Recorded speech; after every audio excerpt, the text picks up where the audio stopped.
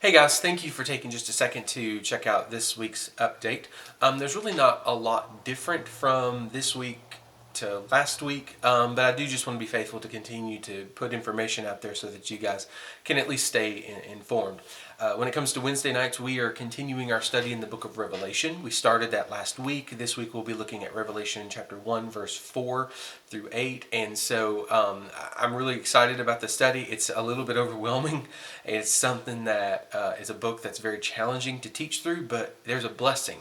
There's a blessing that comes in just reading it out loud, and God desires to give us grace and peace as we read the book. So it's not meant to be one that intimidates us. And so I'm going at it from the perspective of that there's a blessing in store for the person who is a part of this study. So if your child has not been with us on Wednesday nights, then I'd encourage them to be a part of that. Now, I am recording the teaching times, and so if your child has not been able to come, whether it's due to COVID or other things like that, and would like to listen to that, they're more than welcome to do that. I am a little bit more interactive in how I teach, so it's sometimes a little bit hard to follow kind of where I'm going, especially if someone asks me a question, but I would still love to make those recordings available to you guys just so that your student can stay connected with what we're doing on Wednesday nights. Sundays, we're still continuing with the book of Acts. We're meeting at 2 o'clock here at the church. Ladies will be up in the student wing. Guys will be down in the fellowship hall. It's just a lot of fun. It's a really great time just to be in the Word together. And so if your child's not been a part of our small group setting, I'd really encourage them to be a part of that. This particular week is a big week for us. We're getting ready to bring on a brand new DMI team. And if you're not familiar with DMI, it stands for Disciple Making Initiative. It's open to all 9th, 10th, 11th, and 12th grade students. They go through an application process, an interview process, and then we partner them with an adult mentor, and so this week we're going to bring them into covenant together, and so we're really looking forward to that. So if you've got a child that is part of that DMI team, just be aware that we're going to be meeting at the Fab Studios for dinner at 6 o'clock. And so, that, like I said, that's something that we've been going through, applications, all that other stuff. So if it doesn't relate or connect to you, then don't worry about it.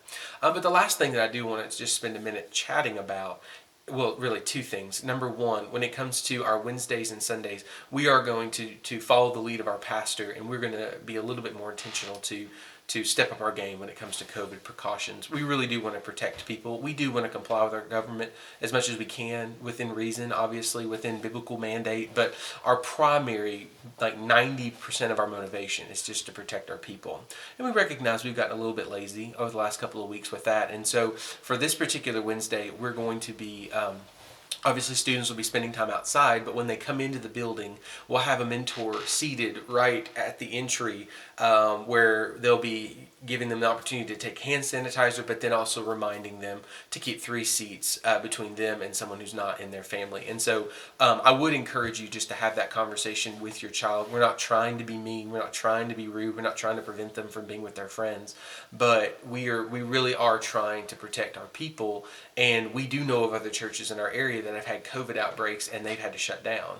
So we're trying to prevent that from happening here at Coral Hill, because we know students don't want to experience that. They don't want to have to be away from each other. And so that applies across the board. And I know that there's kind of that sticky issue of, should I be able to, because I hang out with this person all the time.